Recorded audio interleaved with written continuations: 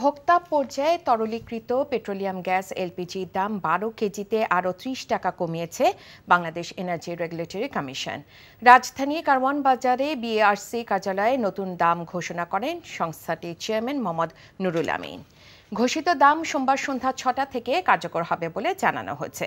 জুনের জন্য প্রতি ১২ লিটার সিলিন্ডারের দাম নির্ধারণ করা হয়েছে ১,৩৬৩ টাকা। এপ্রিলে দাম ছিল ১,৩৯৩ টাকা। ২০২১ সাল থেকে এভাবেই প্রতি মাসে দাম নির্ধারণ করে আসছে সংস্থাটি। সৌদি কার্গো মূল্য সিপিকে ভিত্তিমূল ধরে এলপিজির দাম সমন্বয় করে বিআরসি। বিআরসির নতুন দর অনুসারে প্রতি কেজি এলপিজির মূল্য ১১৩ টাকা ৫৫ পয়সা, যা গত মাসে ছিল ১১৬ টাকা ৮ পয়সা।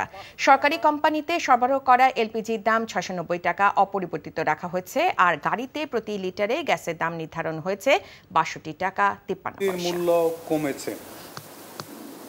গত মাসে ছিল ১২ কেজি এলপিজির মূল্য ১৩৯৩ টাকা, এ মাসে হয়েছে ১৩৬৩ টাকা, অর্থাৎ ৩০ টাকা পূর্বের তুলনায় কমেছে।